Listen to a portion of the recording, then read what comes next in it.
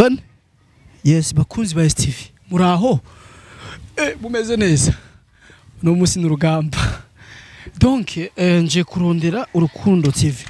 Urukundo TV rero batugiye kuri muri ibi bice twabuze ikiraro ducako cari kure kugira ko batuye ko bari muri ibi bice ngaho inyuma kure cha tuvuga ati ko biri kose ntaco tudakora kugira turonke intuze rero ikintu gihari reka dushike kubaraba kugira ibintu bigende bien so kumana natwe yako nkabibuse neza ko ari STV MC and kuri mko zayo STV nyene ya televiziyo yanyu iwacu kandi kugira ibashe kugira murabona biragoye kugira kiragano tukironke ntabyo tudakora dukora byinshi mwe mutaba muzi rero aha eza kunsaba kuhaduga mugumane ntanje gusa kugira ibintu bibashe kugenda neza cameraman kurabona ingene wowe uyibeshira nguraruha ufashe kamera wowe ngaha twege tuduga imisozi n'iyindi kuduga noneho birazi yego sha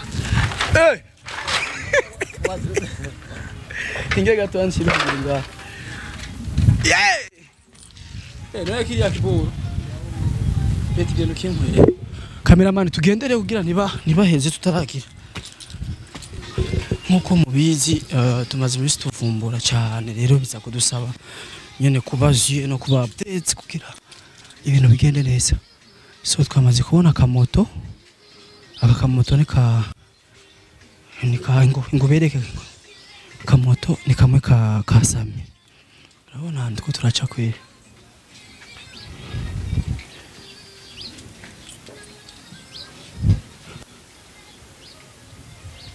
murabona akamoto rakabona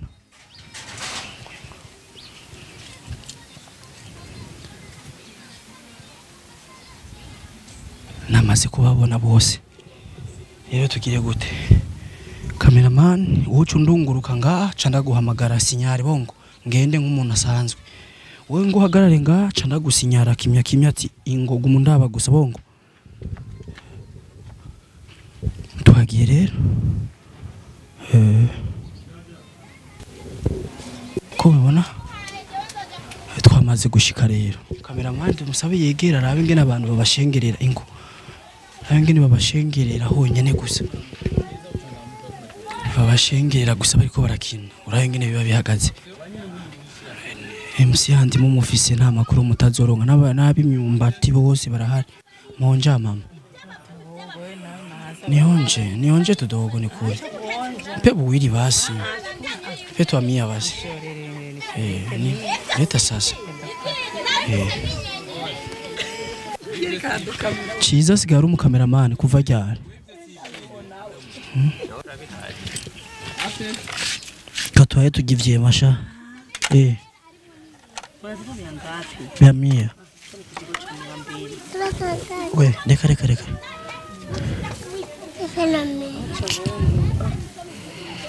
mama arazimba vyema ndakesera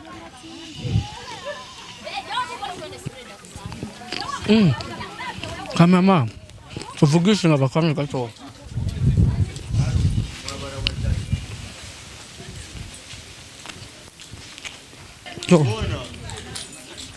ngoya mablu sheri ni sawa umejene wirutse he Mablu hapana ngo hano nawe wahubwo Mablu uyu muntu kweri umugaburira ibiki ndagara tuvugane basi gato oya yabuta nipa franga sawa ndakupa ngapi natanga 50 nini shagre atonge kidogo wari umuntu yakuntumye we no shaka ari umuntu afite televiziyo ashaka umukoga vyibushe rum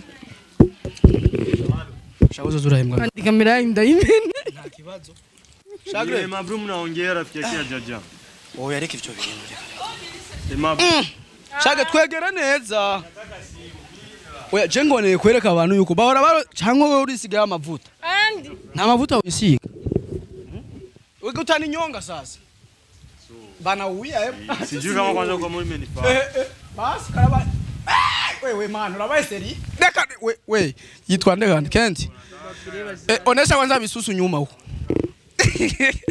reka nuni ega ndogisi watu banakufa aba watu bananiona pale banisemee banakauka cameraman ereka ibisusu kwanza ibisusu rondere ibisusu wewe gusa ninanigwa kubera ibisusu nta kundi kenti sheri ça va mais c'est bien ntakora we wambaye intuze hariho zako vayo shaka ntakora niyo mpamvu Aimable yapfuye nubwo wogira nta muhungu kobwa numwe wojako ufise ingiti nkizi uzorinda upfa cameraman urabona ufise umukobwa nk'uwo cameraman mukiposti wallahi kamera imena nani tunabashtaki Kenti unganuko cyangwa hari mwikola y'ibisusu twumve basi none wowe impuzu zigukwira nizingahe navyo bipopi warabahagarika nta gipopi cyuko ndabona Yo uwo muryango ntakwigwamo mere niya sasa wazima tutu turakwa butamutu burundo burabaleta dozo situ nani unasema journaliste ba roho one mpunguze buroho lipa tuone lipa tuone ndakukubali lipa F5 siko journaliste leta siko journaliste ndafika kubali kabisa TV yenu naikubali one ngodo akutani hamna kitu nikucheke ya sohore yes sinjeje kuraba mu ngodo yawe zana aha ikaroti niyo ngomba kugira ikiro cy'ikaroti nanga ikiro cy'ikaroti ni 3000 kurongere uraduza ibiciro wowe kandi utari leta mama Sandra ikiro cy'ikaroti nanga si 3000 wewe nimba wazanye no kugikaroti yanje riha iyo ni 500 kubera ari imwe zana uzogenda uramvuga ngo nari ibintu byawe ndazi ko muzanwa n'uburo journaliste banjia bari ndazi nanza zikatara siyazi baba nalipa bakunzi murabona ba journaliste ngene ari banjala 500 journaliste mzima ndo anapatia mtu ongeza ni wewe manjala mbona unasiweka ara ndi munyamwara abanyamwara murababeshe ndashobora kukongera kandi kubera wamaye basi urako nakoze neza wagize neza sha ni wowe no musi wowe lore yawe niyo guteka gusa niyo guteka basha none kibijya Kentina kini wanyu cyangwa yaje gutembera kabisa bijya bisusu Nicola na mavuta nukuri ntacyo genda umwambure impuzu urabe ko ari ikora cyangwa ko ari amavuta urakoze kumuruhusha manya nataka interview antana chirere sinema yangu wewe niho rujya kujya unaniziria ivyo ntavyonje cyangwa ari mu munani bavyita kama umuki bapfuye gutora ubonye ahonye basi ndapfuye urapfuye bye ne nkubu bivugiye yo poa baba safi patani kundisi tuko mukipindi mimi niko mukipindi Andi nataka uniambie CEO maneno yote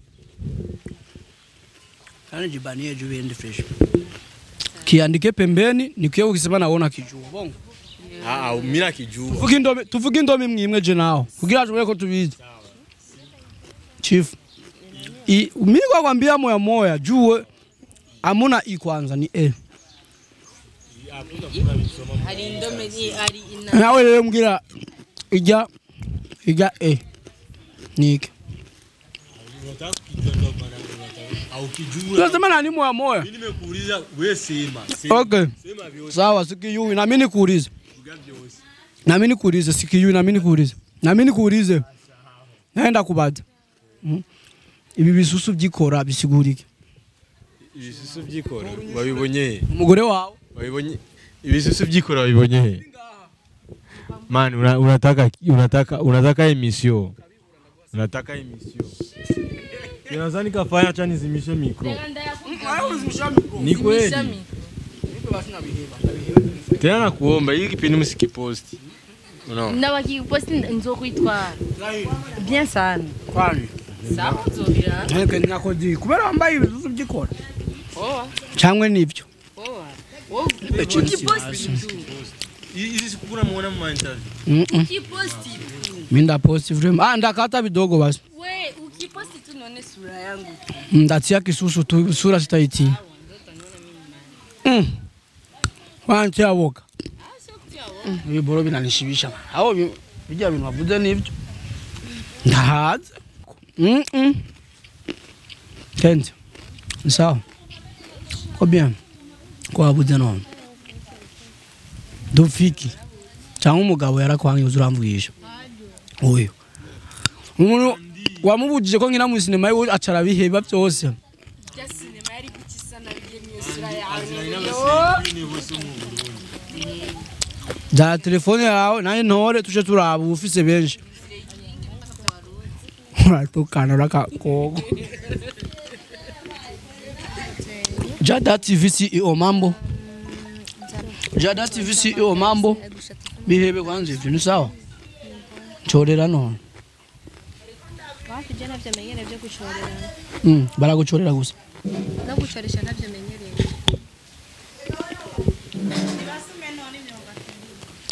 kandi utetsa manjegeri uyu usa n'imyumbati andigiye imyumbati natsko y'imyumbati misi yose ari Kenzina ni mukuru wawe yo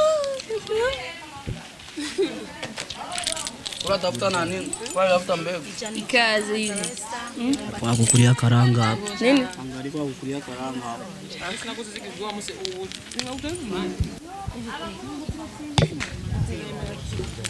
None mugiraro izo ziratese ziroke Rukundo TV mugiraro kare y'ivyema n'imyumbati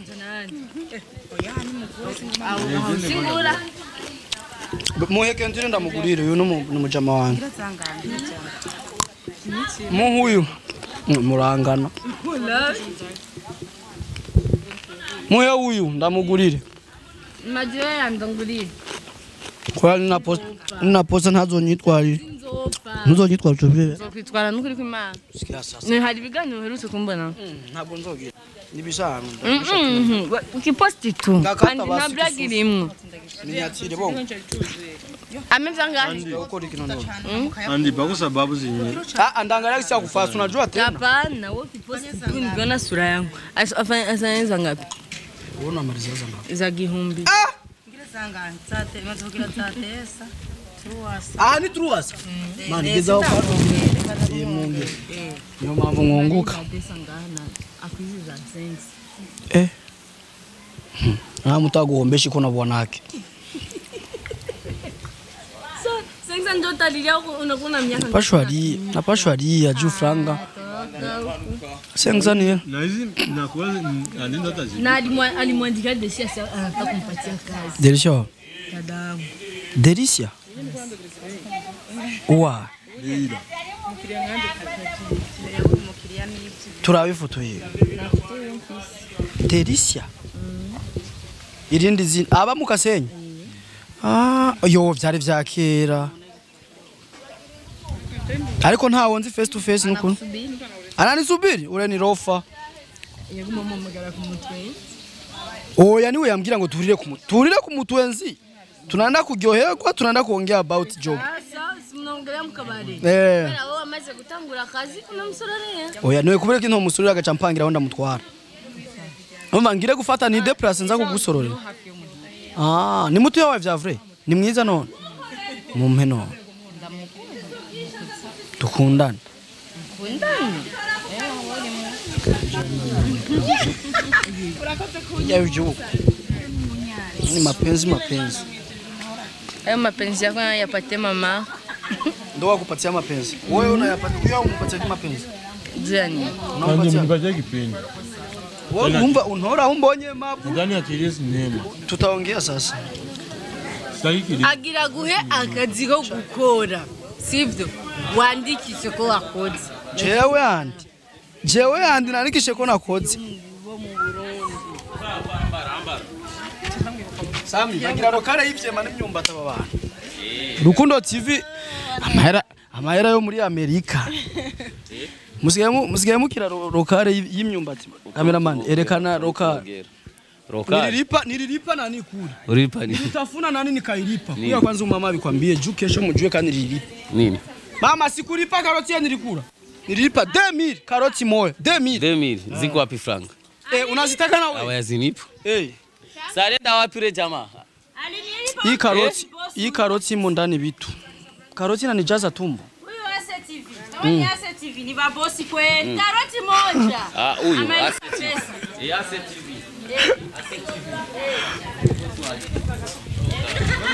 Fisa amahera ngana uko yo kurya Sami. Gasinye aya nayo kurya gusa. Nayo kujya. Shagura yakandi acha moto.